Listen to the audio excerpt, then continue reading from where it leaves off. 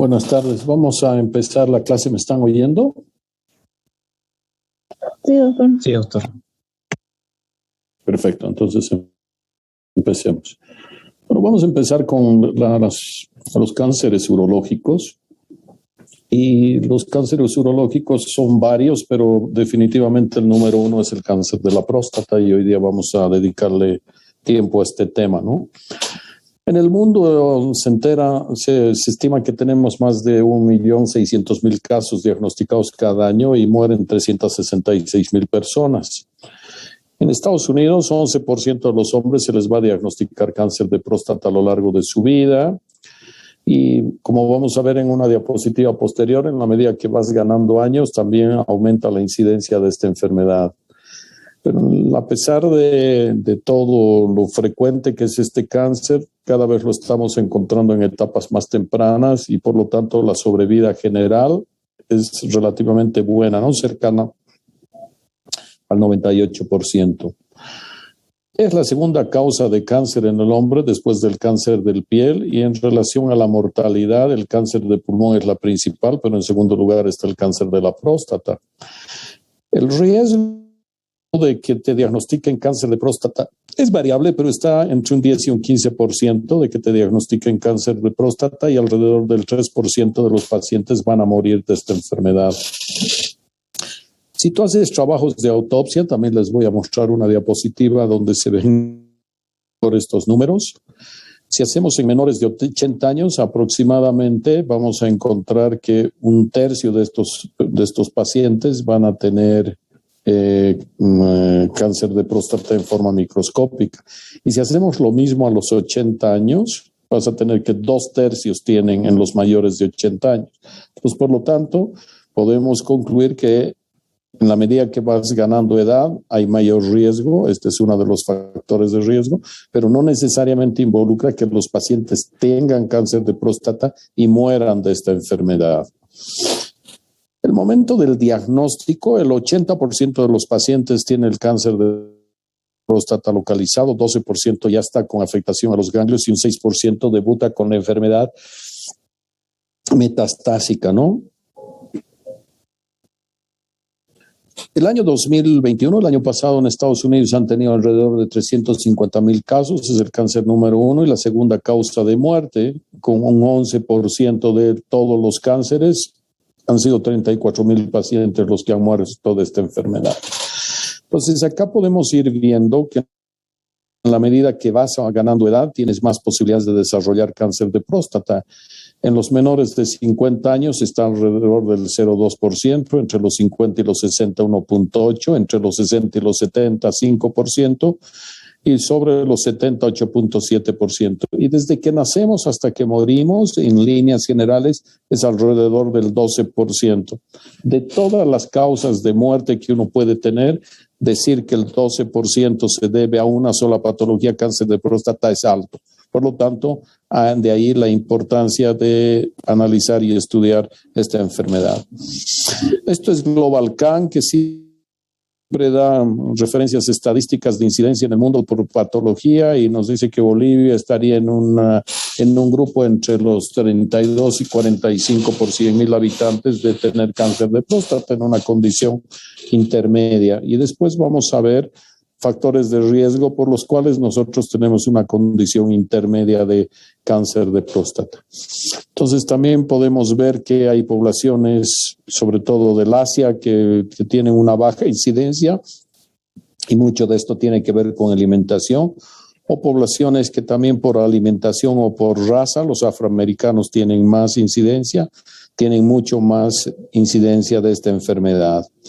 Entonces, dentro de los factores de riesgo, algo que ya hemos hablado, la edad, y también hemos comentado esto, 40% de los hombres a los 50 años y 70% a los 80 años, podemos encontrar focos microscópicos en estudios de autopsia.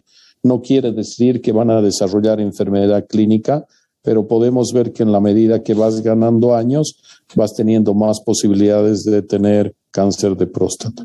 También hemos visto que los negros tienen mayor incidencia de esta enfermedad y tienen entre 50 y 80% de más riesgo que la población blanca. Este es un tema que siempre debemos mirar y es la historia familiar. Si tu padre ha tenido, tu riesgo aumenta 2.3 veces y hemos visto que el riesgo es 15 por 2.3, casi un 40% de riesgo vas a tener si tu padre ha tenido. Y si tu hermano ha tenido este riesgo, termina siendo casi un 60%. Y si los dos han tenido este riesgo, aumenta 9 veces. Ahora, hay algunas cosas que sí sabemos de esta enfermedad. Y la presencia de los andrógenos es un factor para que esta enfermedad se desarrolle.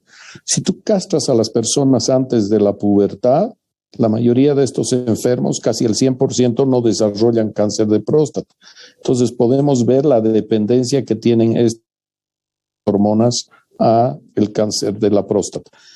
Por otro lado, vamos a ver más adelante, también ha sido motivo de un premio Nobel de Medicina. Cuando tienes enfermedad diseminada y castras a los hombres, hay una disminución y una involución de la enfermedad. Entonces, los andrógenos definitivamente juegan un rol que es más permisivo que causal, pero tenemos que tener claridad que los andrógenos son parte importante.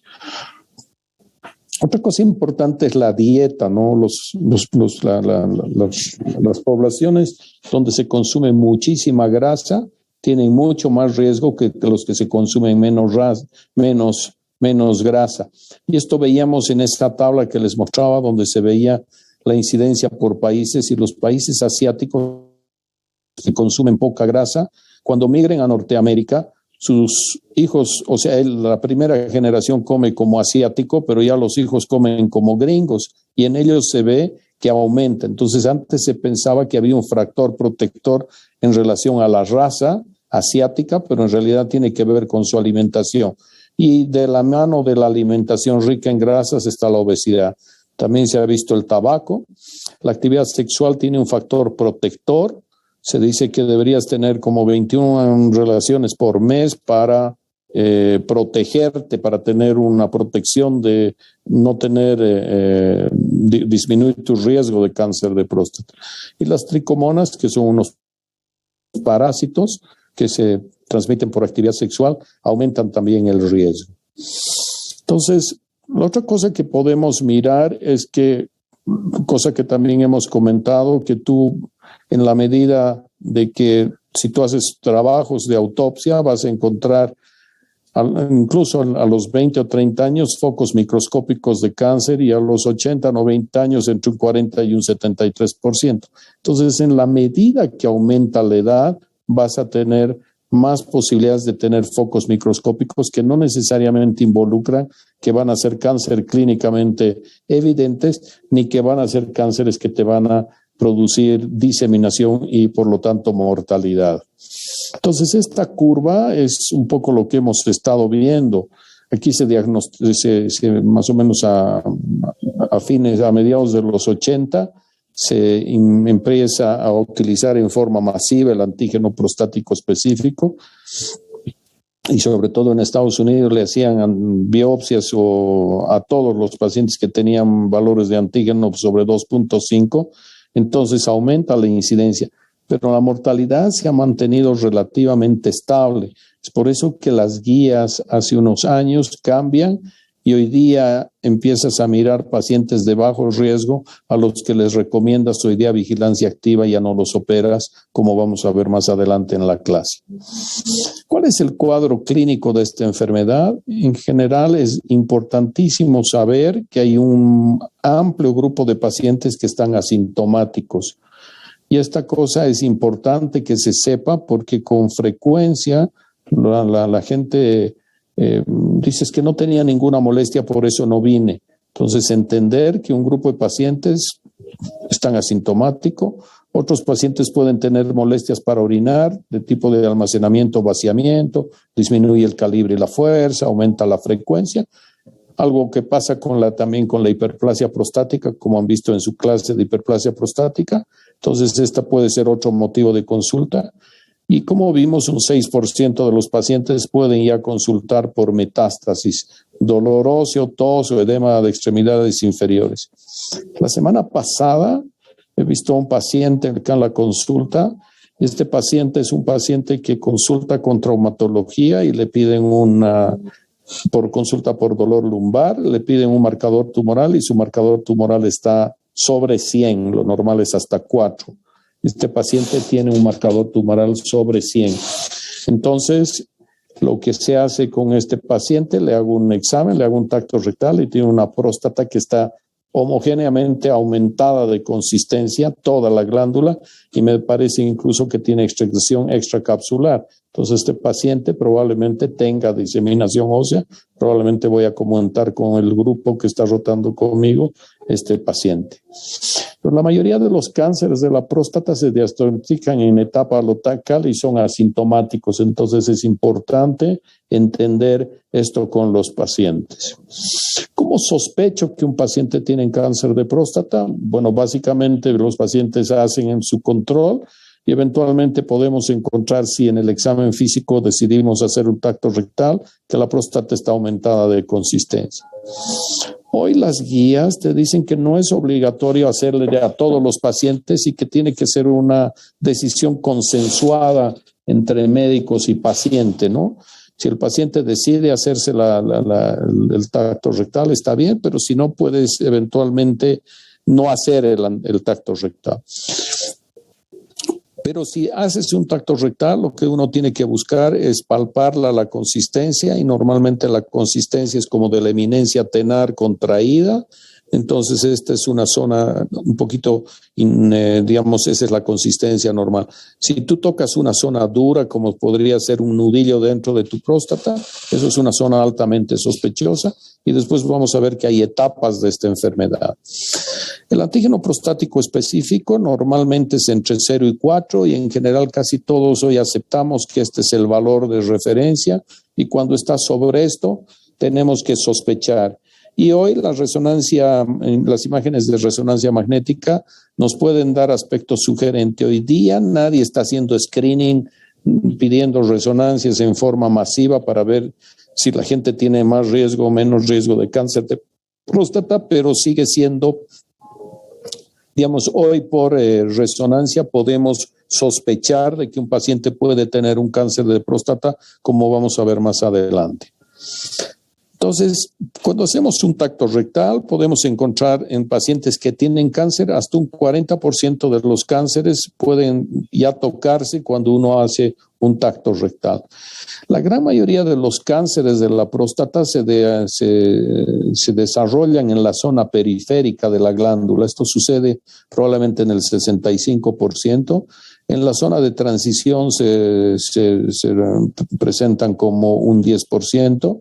Y en la zona central se desarrollan como el 25%. Entonces, en líneas generales, esta es la zona que cuando hacemos un tacto rectal podemos palpar. Entonces, si se desarrolla en este 65% en la zona periférica, eventualmente metiendo el dedo en el recto, a veces podemos tocar estas lesiones. Como habíamos comentado, el valor de referencia del antígeno es entre 0 y 4. Y es importante, les voy a mostrar en una diapositiva que puedes tener falsos positivos y falsos negativos, pero este es un parámetro de referencia, ¿no? Entonces hay varias cosas que hay que ir midiendo en relación al antígeno prostático específico, pero me interesa que ustedes recuerden este valor como referencia, ¿no? Ahora, si tú tienes pacientes con PSAs normal entre 0 y 4, 25% pueden tener cáncer. Y 67% también de estos pacientes que tienen PSA sobre 4 y les haces biopsia no tienen cáncer de la próstata. Entonces, el hecho de que esté normal no te garantiza 100% de que no tengas cáncer, y el hecho de que está alto no quiere decir que con seguridad tienes un cáncer de la próstata. Acá les muestro este ejemplo. Acá estás viendo pacientes que tienen, por ejemplo, un antígeno entre 3 y 4, y 27% tenían cáncer de próstata, y de estos el 25% son tumores agresivos o de alto grado. Es importante saber que el antígeno normal es entre 0 y 4. Estos son los valores predictivos positivos, y podemos ver que este valor predictivo positivo, cuando llega cuando el antígeno está entre 3 y sube hasta 10, cuando este antígeno llega a este valor, la posibilidad de que encuentres un cáncer de próstata es como del 25%. Pero si tu antígeno sube más de 10, la posibilidad de que te encuentre un cáncer es de casi un 50%. Pero hay que entender que cuando está sobre 10, la posibilidad de que tengas una extensión por fuera de la cápsula de la próstata aumenta entre 25 y 50 veces. Entonces, es mejor si hacemos controles, ir midiendo y que los antígenos se mantengan idealmente por debajo de 4. Ahora hay algunas condiciones donde el antígeno puede elevarse y los pacientes no tener necesariamente problemas. Una de las causas que más produce problemas son las infecciones del tracto urinario. Otra cosa que veo hoy harto, la gente en Bolivia ha mejorado un poco su calidad de vida y cada vez hacen más ejercicio. Hoy en la noche voy a ver a un paciente después de la clase, que es una persona que conozco, que me llama el fin de semana y me dice que ha tenido un viaje casi de 800 kilómetros en moto y que ha estado con alguna molestia, le han hecho un PSA y está en 11. Entonces, a veces, o manejar bicicleta por largas, por muchos kilómetros, o moto en la misma condición, puede eventualmente elevar el antígeno prostático. La estimulación de próstata, digamos, haciendo un tacto rectal y un masaje prostático, eventualmente puede elevar. La eyaculación es mínimo, lo que eleva casi no es significativo. Y hoy la actividad sexual anal es una práctica que puede también condicionar elevación del antígeno prostático. Y otros problemas como el mismo crecimiento de la próstata pueden tener. Entonces, es importante hacerse un antígeno prostático en algún momento de la vida. Vamos a comentar esto probablemente más adelante. También hemos hablado de la otra cosa, que son las imágenes de resonancia magnética, y hoy día la resonancia magnética multiparamétrica nos da pautas. Y hoy día la Sociedad Internacional de Radiología ha incorporado una clasificación que se llaman PIRADS, y los PIRADS tienen que ver con posibilidades de que tengas un cáncer de próstata. Si tienes un antígeno alto y lesiones PIRAD 1 o 2, eso es poco probable que tengas un cáncer de próstata y básicamente lo que hay que hacer es observarte. Pero si tienes 3, esto ya sube entre 10 y 23%, si tienes 4 entre 60 y 70%, y si tienes un PIRAD 5, la posibilidad de que tengas un cáncer es entre 80 y 90%. Entonces es importante hoy empezar a pensar que probablemente de acá a unos años ya las guías incluso van a recomendar que siempre antes de hacerte una biopsia te hagas una resonancia magnética multiparamétrica. Las biopsias se pueden hacer por vía transrectal y transperineal y la tendencia es hacer hoy, siempre se ha hecho la gran mayoría de las veces por vía transrectal,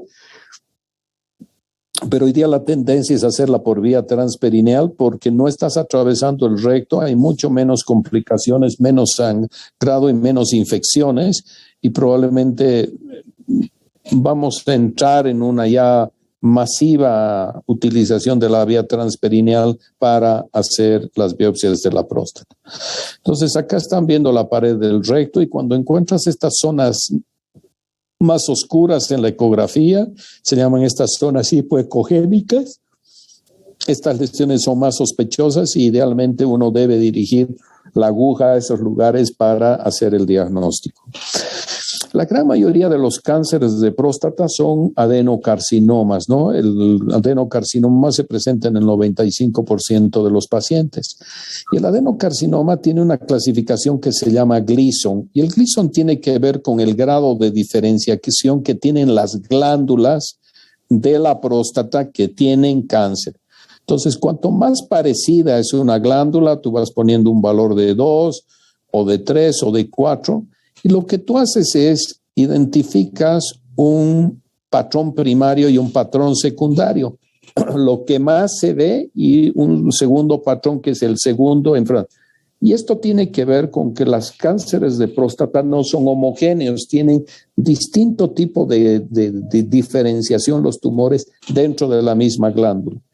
Entonces, Antes hablábamos de Gleason 2, 3, 4, 5, 6, 7, 8, 9 y 10. Hoy día todo lo que está por debajo de 6 es 6. Entonces ya no se habla de score de Gleason 2, ni 3, ni 4, ni 5, ni 6. O sea, todo lo que está por debajo de 6 es 6.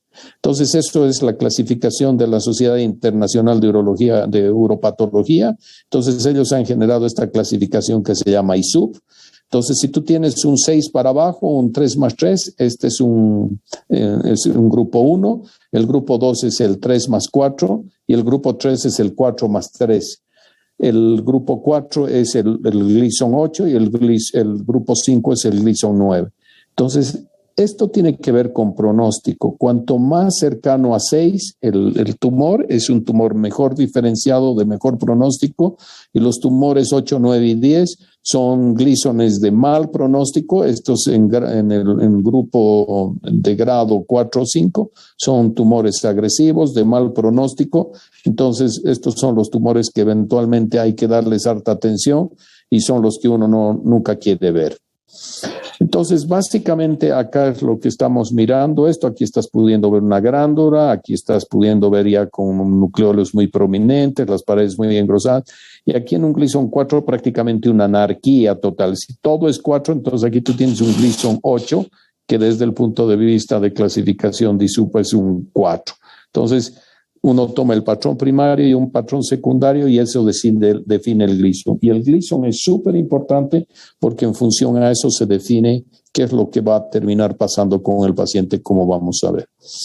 Entonces, los estadios de esta enfermedad, hablamos de lesiones incidentales, cuando las descubrimos de forma incidental, como vamos a ver. Hoy día uno de sus compañeros de curso hizo una presentación y tiene unas diapositivas que me gustaron y las voy a utilizar en esta clase, las voy a mostrar después.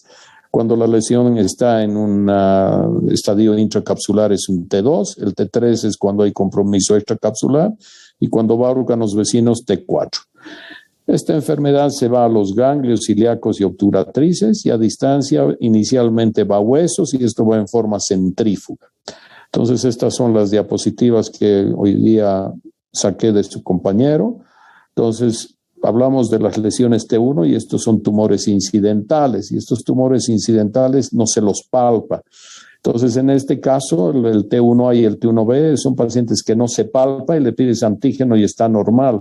Y cuando lo opera su próstata como si se tratara de un procedimiento, como si se tratara de un proceso benigno, en el informe de patología te revelan, a pesar de que el tacto era normal y el antígeno era normal, que el T1 es cuando menos del 5% de este tejido resecado tiene cáncer o más del 5%. Y el T1C, que es la forma más común hoy de forma de diagnosticar cáncer de próstata, se produce cuando se eleva el antígeno prostático. Tú metes tu dedo en el recto, no tocas nada, pero el antígeno está sobre 4. Entonces, este paciente es T1C. Estos se consideran tumores incidentales. Los intracapsulares los consideramos en etapa de T2 y esto quiere decir que están por dentro de la cápsula de la próstata. Y estos se dividen A, B y C. A cuando afecta la mitad de un lóbulo. El T2B es cuando es más de la mitad de uno de los lóbulos está comprometido y cuando hay compromiso de ambos lóbulos se habla de T2C. Entonces el T2A es menos de la mitad de un lóbulo, más de la mitad de un lóbulo o ambos lóbulos. El T3, el compromiso ya, la enfermedad ha salido de la cápsula de la próstata y es un compromiso extracapsular. Entonces cuando solamente ha ido por fuera de la cápsula hablamos de un T3A y cuando hay compromiso de las vesículas seminales un T3B. Y cuando la enfermedad se va a órganos vecinos, como la pared de la vejiga, el esfínter o el recto, eventualmente hablamos de etapa T4. También hemos comentado que esta enfermedad se va a los ganglios. El doctor que hoy día me mostró estas diapositivas se llama César Gaspar Roque. Me gustaron estas imágenes, me parece que son muy claras para explicar, por eso las estoy usando. Entonces, acá podemos mirar que como en todo es en X que no se sabe si hay o no hay, en E0 que no hay, Y en general estos ganglios que son comprometidos son los ganglios de la cadena ilíaca y la cadena obturatriz. Y las metástasis las podemos decir metástasis a distancia ganglionares, es M1A. Cuando hay las estructuras óseas es un M1B. Y cuando tú vas a otros órganos como pulmón, hígado y otras estructuras es M1C. Entonces, esto es lo que es TNM. Entonces, este examen, una vez que uno tiene un paciente que tiene una sospecha de un cáncer de próstata porque su antígeno está alto, porque el tacto está sospechoso o porque ambas cosas están, uno hace una biopsia.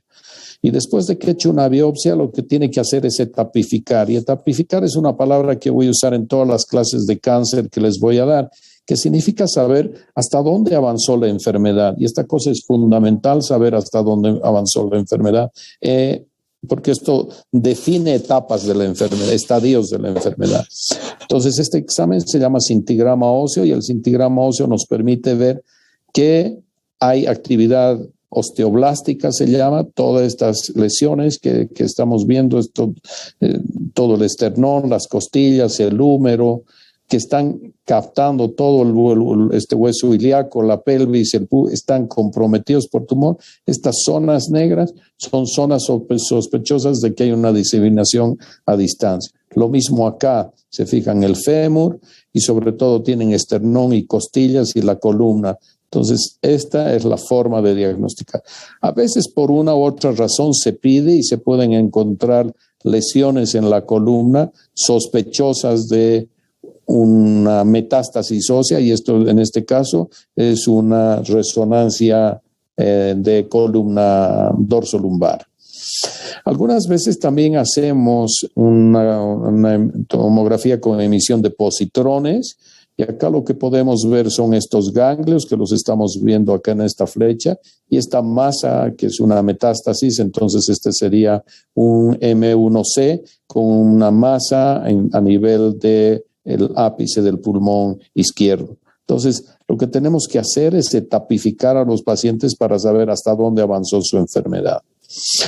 Ahora, los tumores de la próstata es bueno que los dividamos en grupos, porque eso va a definir un poco el pronóstico de los pacientes y qué tratamiento les vamos a hacer. Entonces, acá estamos viendo que los tumores los podemos dividir en grupos, ¿no?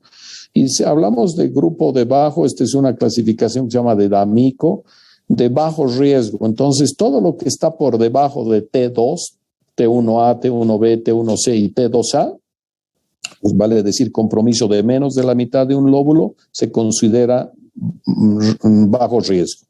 Intermedio es T2B, cuando esto se extiende más allá de la mitad de un lóbulo, y compromete más de la mitad de un lóbulo. Y el T2C, eso es alto riesgo cuando hay compromiso de ambos lóbulos. Esto es desde el punto de vista T.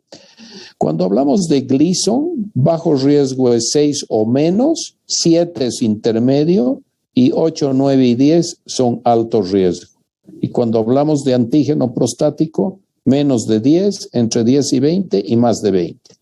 Entonces, si miramos en forma horizontal todo lo que está por debajo de T2A, Gleasones de menos de 6 o antígenos de menos de 10 se consideran bajo riesgo. Riesgo intermedio es T2B, Gleason de 7 o el PSA que está entre 10 y 20. Eso es riesgo intermedio. Y alto riesgo es T2C, vale decir compromiso de ambos lóbulos, o Gleasones entre 8, 9 y 10, o antígenos de más de 20. Entonces, un poco en función a esto, también vamos a definir qué vamos a hacer con los pacientes. También hay una clasificación del National Comprehensive Cancer Network que te hablan de todas estas posibilidades, que quiero que sepan que a veces uno puede complejizar más un poco las clasificaciones, pero la idea de esta clase es que tengamos ideas conceptuales. Entonces, la pregunta es cómo tratar, y el tratamiento va a depender definitivamente de en qué momento de la enfermedad estás. Entonces, cuando la enfermedad está localizada, tú puedes tener estas 4 opciones y hay algunas otras opciones experimentales, pero en general se puede hacer vigilancia activa, Se puede hacer cirugía radical, se puede hacer radioterapia o se puede hacer braquiterapia. Esto es lo que se puede hacer en la enfermedad localizada. Y vamos a ir mirando cada una de estas cosas y vamos a analizar un poco cuándo hacer una o cuándo hacer la otra. Y cuando la enfermedad está diseminada, vale decir que ya tiene metástasis en ósea o en huesos, entonces el tratamiento es hormonal. Y tratamiento hormonal involucra hacer una castración. Y esta castración, como vamos a ver más adelante, puede ser quirúrgica, quiere decir retirar los testículos, o con medicamentos o farmacológica. Entonces, acá hemos hablado de las opciones de vigilancia activa, y la vigilancia activa ha empezado a ganar muchísima fuerza para tratar a estos pacientes de bajo riesgo, que están por debajo de T2A, que su Gleason es de 6 para abajo y su PSA está a menos de 10. Estos pacientes hoy los estamos poniendo en vigilancia activa, pero a lo largo del tiempo hay algunas cosas que es importante que vean. Este trabajo es un trabajo que se ha presentado en el New England Journal of Medicine. Es un trabajo bien interesante hecho en Suecia con un seguimiento de 29 años. ¿Y qué podemos ver cuando comparas a estos pacientes a los que les has hecho cirugía radical versus a los que los has observado durante 29 años? Se han puesto grupos paralelos y se ha ido mirando. Se ve que el riesgo relativo de muerte por cualquier causa es de 0,74. Quiere decir que los pacientes a los que tú les has hecho una prostatectomía radical tiene 36% de posibilidades de morir, menores de morir que los pacientes a los que los has observado. Entonces, definitivamente la cirugía aparentemente juega un rol. Cuando miras qué pasa con la relación cáncer específico en relación al cáncer de próstata, tú lo que puedes mirar es que también hay un riesgo relativo de 0,55 y todos, como pueden mirar, son estadísticamente significativos en relación a la mortalidad por cáncer de próstata. Y cuando tú miras qué pasa con las metástasis, igual, esto es algo de lo que hoy estamos viendo, casi un 46% de menos riesgo de metástasis tienen los pacientes sometidos a prostatectomía radical si lo comparas con los pacientes con vigilancia activa. Entonces, estas cosas estos trabajos están volviendo a poner en el escenario de que no podemos ser tampoco tan contemplativos con los pacientes porque por lo que podemos ver, esto puede terminar afectando su calidad de vida. Entonces, es importante el momento que tomas decisiones de voy a hacer prostatectomía radical o vigilancia activa, condiciones de sobrevida del paciente, expectativa de vida de tu paciente. Si el paciente tiene una expectativa de vida de más de 10 años, 15 años, ofrécele algo que realmente resuelva su problema. Pero si su expectativa es más corta, probablemente la vigilancia sea una gran alternativa en estos grupos de bajo riesgo. Si tú tienes riesgos intermedios, tu Gleason ya está en 7, con ese paciente probablemente tienes que discutir las posibilidades. Hoy día es importante entender que cuando hablamos con los pacientes, lo que tenemos que hacer es una cosa que se llama medicina basada en evidencia. Y esto básicamente es, ¿qué te están diciendo las guías? Hoy día eso es lo que se maneja. 2, ¿cuál es la experiencia y juicio clínico de tu doctor? Y 3, ¿qué quiero yo como paciente? Entonces, cuando tú haces esto, en general, el manejo de esos pacientes es más adecuado. Este doctor Alan Partin hoy es el chairman del Johns Hopkins y él hizo unas tablas de Partin que permitían ver cómo les iban a los pacientes de acuerdo a su estadio TNM, de acuerdo a su Gleason y de acuerdo a su PSA y su edad. Y veía qué posibilidades tenían estos pacientes de recurrir. Y esto ha generado que muchas otras organizaciones utilicen. Entonces, estas tablas uno tiene que llegar y ir comparando, no son tan simples. A mí me gusta esta, que es de un hospital de oncología en Nueva York, que se llama el Memorial Sloan Kettering Cancer Center, y se llaman nomogramos. Son gratuitos, uno puede entrar Y básicamente lo que haces con los pacientes es ir llenando los datos de si ha tenido radioterapia, no ha tenido radioterapia, si ha tenido hormona, no ha tenido, la edad del paciente, vas poniendo cuánto era su antígeno, o sea, tú vas llenando los datos. Y aquí he hecho un ejemplo como este. He puesto este ejemplo de que este paciente no ha recibido ni hormonas ni radioterapia, tiene 67, le he puesto un 8 de antígeno y es un Gleason 3+3, es un T1C. Entonces este es un bajo riesgo, 2 de las muestras han salido positivas, 12 negativas, y esto representa un 14.29. Entonces, ¿qué te dice este nomograma?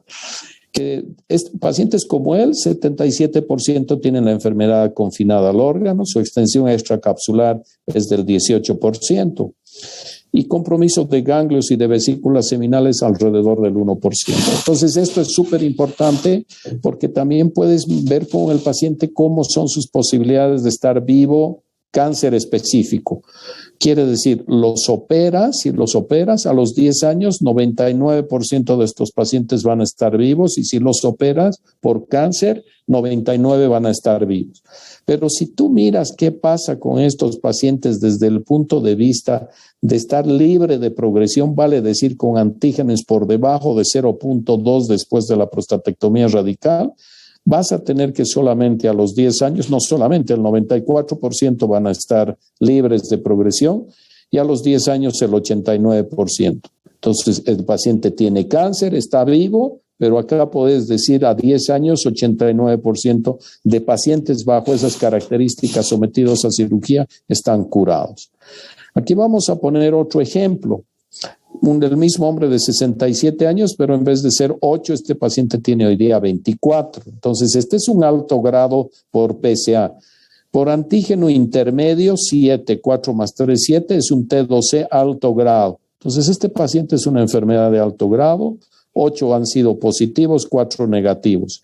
Y cuando miras, esto cambia de 7%, ¿recuerdan cuánto teníamos antes? Era 77 local, ahora solamente 7, y 91% de este paciente probablemente tenga un compromiso extracapsular. El compromiso de los ganglios 57% y de las vesículas seminales 52%. Entonces, con este paciente, con seguridad, le vas a proponer alguna cosa que sea probablemente un poquito más agresiva, que probablemente pueda ir desde hacer cirugía radical si eventualmente se puede resecar con una linfadenectomía externa, y eventualmente radioterapia y hormonoterapia como tratamiento adyuvante se puede manejar en un paciente como este. En este paciente que tiene 1% de posibilidades de ganglio, a este paciente no le vas a hacer ni siquiera una linfadenectomía. Entonces, el manejo de esta enfermedad también va a depender un poco de frente a qué tipo de paciente estás. Y cuando miras, este cáncer no es un cáncer que te mata rápido, a 10 años 99% está vivo y a 15 97%, pero curados ha bajado de lo que teníamos antes, 94 y 89, hoy día 20 y 12. Entonces, solamente el 12% de los pacientes a 10 años están bioquímicamente libres de progresión. La prostatectomía radical es un procedimiento que se hace desde hace muchos años, es un procedimiento rutinario hoy, complejo, es un procedimiento, es una alternativa de tratamiento, y básicamente la idea es con estos pacientes entender que hay algunas complicaciones. Sangrado es una, sobre todo cuando se aborda el complejo dorsal. Les voy a mostrar un video para que vean un poco. Después, el momento de seccionar la uretra, puedes tener problemas con la continencia, si es que te llevas el esfínter, y puedes tener problemas con la erección, si es que te llevas las bandeletas que se van a ver. Entonces, no les voy a mostrar todo el video, pero vamos a ir avanzando un poco. ¿Se está oyendo el sonido? Bueno, esta es una prostatectomía radical robótica. Este es un médico boliviano que trabaja en Barcelona, que ha hecho este video que está bien bonito. Entonces, acá en esta primera parte del tumor es ir retirando toda la grasa que está en relación a esta estructura que se llama el complejo dorsal del pene, para que posteriormente en esta zona central te permita ligar esto. Acá se ha abierto la fascia endopélvica. Estos son los músculos elevadores del ano y acá tienes la próstata y por acá están circulando todas las bandeletas neurovasculares. Entonces la idea es que tú las puedas identificar, estas bandeletas neurovasculares, y el momento que tú las identificas, el paciente va a tener mejor control con su erección. Entonces eso se hace primero de un lado y se hace el mismo manejo del otro lado. Posteriormente, esto que están viendo acá con mi flecha son los ligamentos puboprostáticos. Por debajo de ellos está el complejo dorsal del pene y se está haciendo una ligadura del complejo dorsal del pene. Posteriormente se va a ir seccionando el complejo dorsal del pene. Acá se está seccionando la uretra.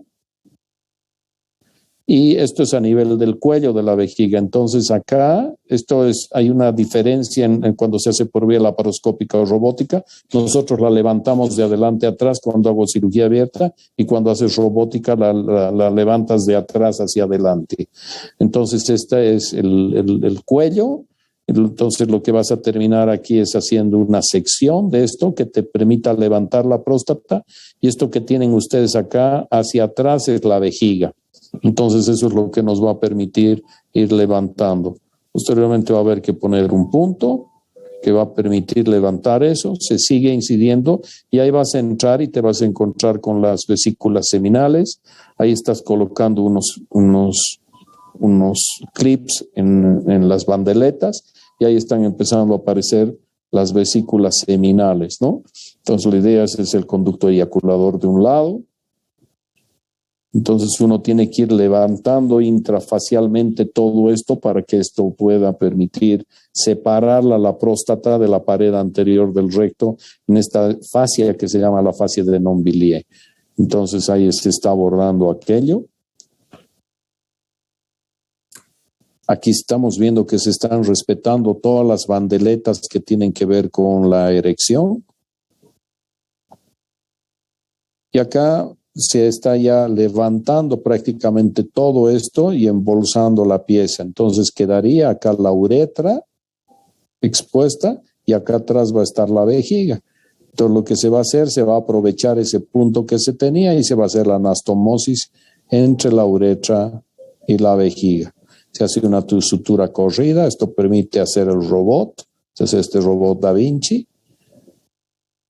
Posteriormente, una vez que has terminado de tensar tu sutura, se hace una prueba para ver que eso está permeable y se acaba. Este paciente era un T2B, Gleason 3+4, márgenes negativos. Entonces, cuando uno termina de sacar la pieza operatoria, debe identificar cuál es el lado derecho e izquierdo. Para esto utiliza tinta china y eso permite a la tinta china ver si la enfermedad ha extravasado la cápsula también. Se sacan las vesículas seminales y también se sacan los conductos eyaculadores. Entonces, en general, podemos decir que los pacientes, cuando tienen Gleasones de más de 10, es un factor de pronóstico desfavorable. Cuando tienes un Gleason de más de 7, es otro factor. El PSA de más de 10, Gleason de más de 7 o estadios de T2 o más son factores de riesgo. Y podemos ver acá que cuando no hay riesgos, puedes ver que la sobrevida libre de enfermedad es mejor en los que no tienen factores de riesgo, y cuando tienes los 3 factores de riesgo, puedes ver que tu mortalidad, estamos hablando de 96 meses, baja de un 80%, probablemente un 40%. Entonces, los factores pronósticos un poco definen qué es lo mejor para estos pacientes.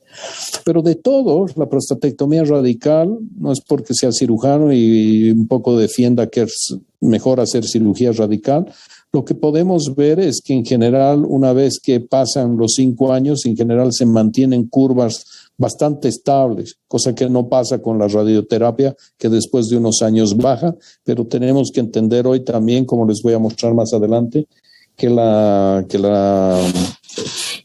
radioterapia ha mejorado muchísimo. Las radioterapias son máquinas como estas, Acá en Cochabamba estamos bastante en pañales. Felizmente ahora en La Paz hay un buen centro donde se puede hacer esto. Y quiero mostrarles una cosa que esta es la conformacional y esta es intensidad modulada. Entonces, hay que mirar que en la medida que das más radioterapia puede que seas más efectivo, pero hay más morbilidad. Cuando das intensidad modulada, se dan dosis muy altas y miren la diferencia, 81% es el éxito que tiene con intensidad modulada en alto grado, 86 en intermedio y 92. Y esto es lo que hoy día hay que pretender, dar dosis hipofraccionadas que te permiten un mejor control. Y lo interesante es que puedes ver que con conformacional, con 75 grays, la toxicidad gastrointestinal es del 17% y con 81, 86 grays con intensidad modulada es del 2%. Entonces, la radioterapia ha ganado muchísimo. Pero ¿qué cosa también sabemos?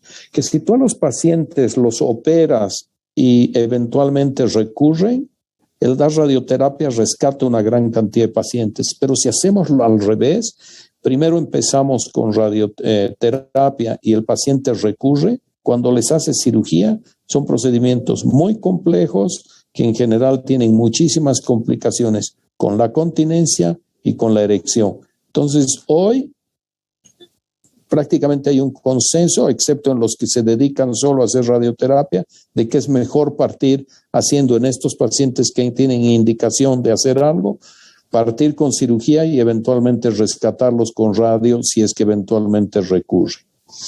La braquiterapia son estas semillas de material radioactivo que puede ser yodo 125, paladio 103. Acá se pone un transductor transrectal. Acá hay una grilla que te permite mapearla la próstata y tú vas introduciendo las agujas en esta grilla y vas depositando las semillas de material radioactivo como se ve en toda la próstata. Entonces, en general, esto funciona, tiene la ventaja de que es un solo día de tratamiento, tiene la ventaja de que produce pocas molestias, hay un poquito de molestias para orinar y cosas durante las primeras semanas, pero en general es una buena alternativa, sobre todo en pacientes de bajo riesgo y con morbilidad asociada, por edad, por enfermedades cardiovasculares o por diabetes. Esos pacientes van bastante bien.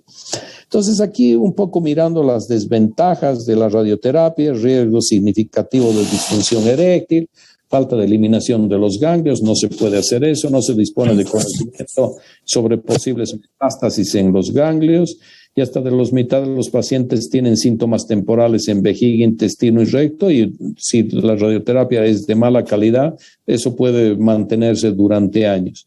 La braquiterapia tiene un bajo riesgo de disfunción eréctil, falta de eliminación de ganglios también, pero hasta mitad de los pacientes tienen síntomas en vejiga. Y la prostatectomía radical tiene riesgo significativo de disfunción, riesgo de morbilidad y bajo riesgo de incontinencia. Entonces, estas cosas hacen que esto, que es probablemente la mejor alternativa, a veces los pacientes tienen que estar informados de que tienen más morbilidad y a veces un poco ellos esto deciden. Y aquí también tienes vigilancia activa. El tumor puede progresar más allá de las posibilidades de curación. El tratamiento posterior puede provocar más efectos secundarios. Y una cosa que es complicada es vivir con cáncer sin tratar. A los pacientes les genera ansiedad. Y para finalizar un poco, ¿qué hacemos cuando esta enfermedad está diseminada? Este es un paciente mío de hace unos meses, es una pena, ¿no? Este pobre hombre muerto de dolor porque tiene sus huesos pero absolutamente sembrados de metástasis, ¿no? Entonces, 6% de los son metastásicos en el momento del diagnóstico y el dolor óseo puede ser el síntoma de presentación. Entonces, acá a veces en radiografías ya puedes ver esas lesiones, entender que el cáncer de próstata, el doctor Charles Huguen fue el que describió la dependencia hormonal del cáncer de próstata y esto gracias a ese descubrimiento él ganó un premio Nobel de Medicina en 1941, ¿no? La terapia de deprivación androgénica sirve para tratar cánceres de próstata avanzada y esto funciona. en el 90% de los casos y puede producir respuestas tumorales objetivas casi en un 90%. Entonces tú ves, pacientes tienen metástasis, les haces castración médica o castración quirúrgica y los pacientes ven que sus antígenos que estaban en 120 bajan hasta niveles casi indetectables y después las metástasis, cuando tú ves sus integramas y les repites a los 6-8 meses, las metástasis han involucionado. Entonces, obviamente esto le da una gran calidad de vida, porque no solamente es un tema de disminución de las imágenes desde el punto de vista de gamografías, sino que también los pacientes, si tenían dolores, alivian sus dolores y sus complicaciones. El tema es que la respuesta de este tratamiento es variable, en promedio 2 años. Y después de 2 años los pacientes empiezan a recurrir, que tiene que ver mucho con el Gleason y la etapa clínica de la enfermedad. Si tú tienes un Gleason 8, 9 y 10, en general esos recurren en forma más temprana. Entonces estos pacientes, el momento que recurren, nosotros hablamos de cánceres de próstata que están resistentes a la castración. Entonces hay básicamente formas para hacer esto. Una de estas es extraer los testículos, que esto sería lo quirúrgico, y la otra alternativa es darles agonistas LHRH como la buserelina, la goserelina, el leuprolide, la triptorelina, cualquiera de estos medicamentos que son agonistas LHRH que condicionan una liberación. Inicialmente, cuando dejas estos medicamentos, lo tienes que asociar a antiandrógenos por un par de semanas, porque va a haber una gran liberación de esteroides, de andrógenos durante las primeras 2 semanas, hasta que se termine bloqueando la secreción de hormona luteinizante. En estos pacientes, no es parte de esta clase, pero comentarles que en estos pacientes que después de 2 años o 2 años y medio recurren en su enfermedad y se llaman cánceres de próstata resistentes a la castración, hoy día tenemos una montonera de alternativas, la viraterona, la enzalutamida, el cipolieuceltel, quimioterapia con docetaxel o cabazitaxel, el radium 223. Entonces, hay hoy alternativas bien interesantes para tratar. El gran problema que tienen son costos. La viraterona y enzalutamida en Bolivia debe estar costando alrededor de unos $4,000 el mes de tratamiento. Entonces, si multiplicas eso por 12 meses, o sea, por año tienes que gastar como $48,000. Son muy caros y los seguros no cubren. Pero hoy hay alternativas que antes no teníamos. Tengo unos minutos para preguntas antes de terminar la clase, o sea que estoy atento a lo que ustedes quieran preguntar. ¿Tienen alguna pregunta? Doctor, tengo una pregunta. ¿Sí? ¿Qué pasa si los exámenes que nosotros pedimos para confirmar lo que es un cáncer de próstata son contradictorios? Es decir, si tenemos un antígeno prostático bajo y un Gleason alto, ¿cómo podríamos ahí confirmar? O sea, lo que manda es la biopsia, ¿no? Si tú tienes un antígeno bajo, la pregunta es ¿por qué hiciste biopsia? Esto yo me preguntara primero. Pero eventualmente puede pasar que tú metes tu dedo en el recto y tocas una próstata que está dura y cuando le pides un antígeno, su antígeno está por decirte, en 4 o 3 o 5 y cuando tú le haces una biopsia, la biopsia te sale que tiene un Gleason 9. Entonces, estos tumores se vuelven tan indiferenciados, hay un grupo de pacientes que tienen tumores tan indiferenciados que ni siquiera ya elevan el antígeno prostático específico. Entonces, esa puede ser la causa en un grupo de pacientes. Pero lo que marca es la biopsia. Si tienes alguna duda, interconsulta la biopsia o si eventualmente sigues con dudas, inmunohistoquímica. Está bien, doctor, gracias. ¿Alguna otra pregunta, chicos?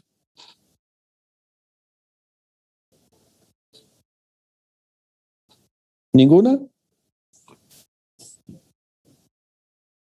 Ok, chicos, entonces nos vemos mañana. Hasta mañana. Buenas noches. Gracias.